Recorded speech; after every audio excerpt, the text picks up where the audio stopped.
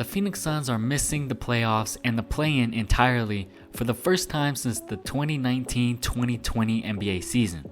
It has been 5 years since the last time the Suns have missed the playoffs. The Phoenix Suns finished off this season as the 11th seed in the Western Conference at 36-46. The Suns had the 27th worst defensive rating in the NBA, to go along with the 9th worst net rating in the NBA with minus 3.1. And with this being such a disastrous season, they've already been making changes. They fired Mike Budenholzer and they're looking to trade both Kevin Durant and Bradley Beal this offseason and hoping to build around Devin Booker so they can at least be a little better next season. But it was just 4 short seasons ago that the Phoenix Suns made the playoffs for the first time in over a decade. To go along with that, the first time they were in the playoffs, they made the NBA Finals and they were 2 games away from winning it. The next season, they're the first seed in the Western Conference, they win 64 games, and they look like they have a real chance to get back to the finals. Now they did lose in the second round to the Dallas Mavericks, but nonetheless they're still looked at as a contending team. The next season they trade for Kevin Durant halfway through the season. They make the playoffs and they were the only team in the Western Conference and in the finals to win 2 games against the eventual champions, the Denver Nuggets. The only team to push that team to 6 games. And in just 2 seasons, they're in one of the worst situations in the NBA where they have missed the playoffs. They finished as the 11th seed. To go along with that, they don't even have a pick in the draft lottery this year. And they're looking to trade Kevin Durant and do anything in their power to get rid of Bradley Beal. It is a tough situation, but they got into this situation because of themselves. They are the only people to blame as to why they're in this situation. And let me tell you why. It wasn't because of the Kevin Durant trade. It wasn't even because of the Bradley Beal trade or even the Jusuf Nurkic trade. It was the ignorance behind those trades and really just the ignorance on a basketball team. I know Matt Ishbia won an NCAA championship with Michigan State, but even him, James Jones, and other front office guys seem to not know what makes a team successful now. You can't just have a big 3 and think you're going to win a championship. It is much more than just a big 3. You can have your big 3, but you need solid role players around those big 3. Some of the best teams in the NBA right now, like the Oklahoma City Thunder, Boston Celtics, Cleveland Cavaliers, they have their guys plus more. And that formula for winning a championship has been a formula for a few years now. I think it started really in 2019 when the Raptors won against the Warriors. You had your guy in Kawhi, but then you had others like Kyle Lowry, Norman Powell, Pascal Siakam, Fred VanVleet. In 2020, you had LeBron and Anthony Davis, but then you had Kyle Kuzma, Alex Caruso, KCP, Rajon Rondo. In 2021, with the Bucks, of course, you had Giannis, but then you had Chris, you had Drew, you had Brook Lopez, Bobby Portis. In 22, the Warriors, you had Steph, but then you had Clay and Draymond, who weren't the Clay and Draymond that they used to be. But they still had those 2 as solid role players. But then Andrew Wiggins, Gary Payton II.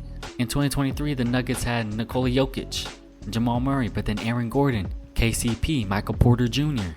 And just last year, we know the Boston Celtics, they got Jason Tatum, Jaylen Brown, but then Derek White, Jrue Holiday, Kristaps Porzingis. You need a well-rounded team to win a championship.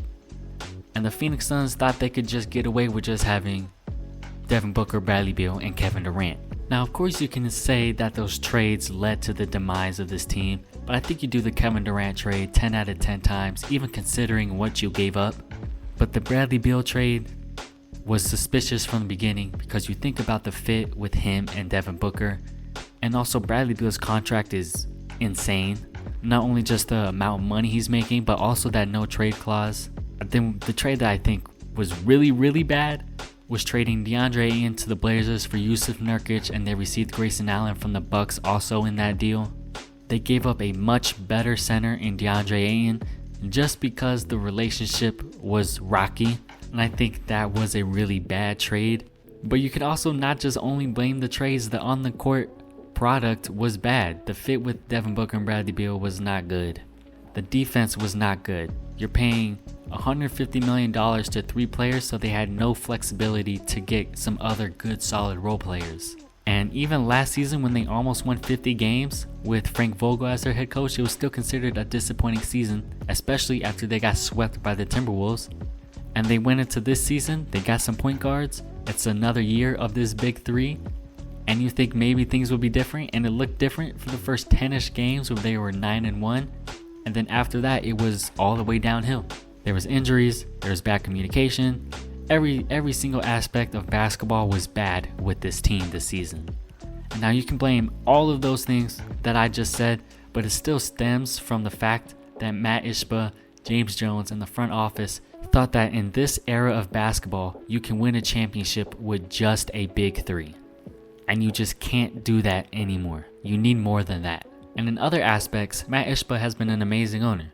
He's lowered the prices in the stadium down to $2. He's given out antennas for local fans to watch. He's also created the subscription for local fans to watch Suns games. But the on-court product that he has created is very bad. And right now, he's paying the price for it. The Suns are in the worst situation in the NBA. And in order for this situation to have some light, they need to trade Kevin Durant so you can get something of value from him. And in order for them to get off Bradley Beal, they have to give up something of value, like a first-round pick or one of your two young players like Ryan Dunn or Oso Ighodaro, or maybe even both of those guys, just to get off Bradley Beal's contract. Then on top of that, Bradley Beal has that no trade clause, so he might just be stuck on this team until that contract is over. It's a very tough situation, and I do not envy those guys who are in the front office there in Phoenix. But there is one thing I can say. With them firing Mike Budenholzer, and hopefully in a couple weeks we'll see the firing of James Jones, or his contract is over, I think, this summer. But I think with a fresh new head coach, a fresh new GM, hopefully you get something alright in return from Kevin Durant, and hopefully they can get rid of Bradley Beal. You have a fresh new start, and things could go in the right direction. Now in the right direction, I'm not meaning they're going to be contenders or maybe even in the playoffs, but they can move on and leave all those bad trades that they did in the past. I don't think it's the end of the road for Devin Booker and his time in Phoenix just yet, especially if they still want to be a competent team next season. But that's all I got for y'all. If y'all are not already, subscribe. It does help out a lot. Also leave a like if you enjoyed the video. But I'm hoping to be more consistent with these playoffs that are coming up. But like always, I'm out.